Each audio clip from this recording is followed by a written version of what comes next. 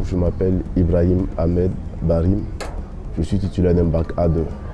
Je suis étudiant en droit à la FADESP. Je n'ai pas abandonné mes études pour mes activités, mais il faut comprendre que cette activité, c'est une activité que j'exerce depuis 2005. Je vais souvent assister en tant qu'employé. Donc j'assiste et quand les vacances finissent, je reprends les cours. Au fil du temps, j'ai commencé par comprendre au fait comment le truc marchait. Et quand j'ai regardé au fait l'état du pays, vu au fait les aînés qui ont déjà étudié, qui n'ont pas de diplôme, je me suis dit bon, si j'arrivais à avoir le bac, quelle activité il faut créer pour subvenir à mes besoins, histoire de poursuivre les études.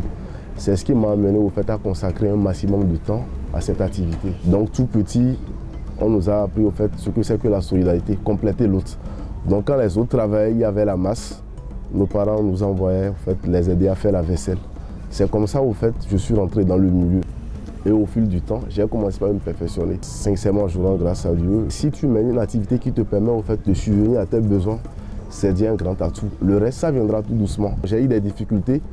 Au début, mes parents se sont vivement opposés. Mais à force d'insister, c'est moi qui savais l'intérêt que j'ai.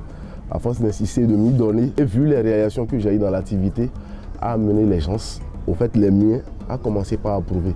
Vous savez, chaque activité a ses péripéties, mais en ce qui concerne la clientèle, on essaie de faire avec. Il faut reconnaître qu'en entrepreneuriat, rien n'est stable. Il y a des périodes roses, il y a des périodes de baisse. Les périodes de baisse, c'est les périodes durant lesquelles les élèves sont en vacances. La majeure partie des enfants partent pour les vacances, ils ne circulent plus. Donc quand vous marchez légèrement un peu dans la ville, vous constatez que la plupart des vendeurs d'attiqués reçoivent un coup. Le coût de vente chute.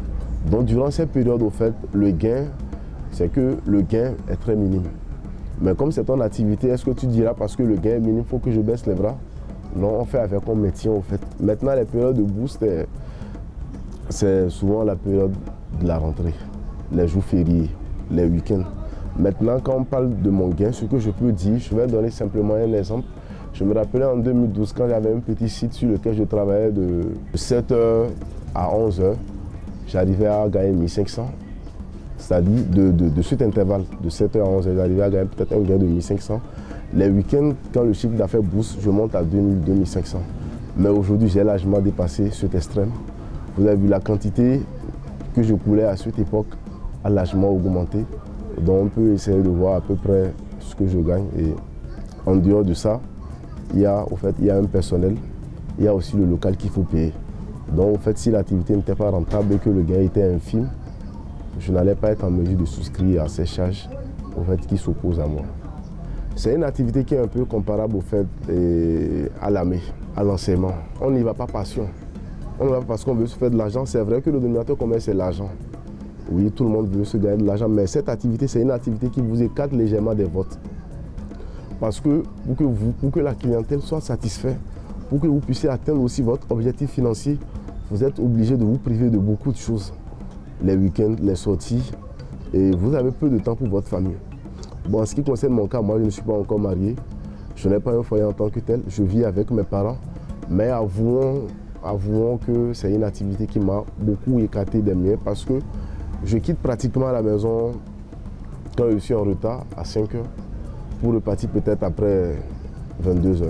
Le dernier mot que j'aimerais adresser aux jeunes qui nourrissent, au fait, être entrepreneur, il y a un truc, c'est deux choses très simples. Fais ce qui est difficile aujourd'hui et ta vie sera facile demain. Fais ce qui est facile aujourd'hui et ta vie sera difficile demain. Donc la vie c'est un choix. Je pense que tout le monde peut se retrouver facilement dans ce que j'ai dit.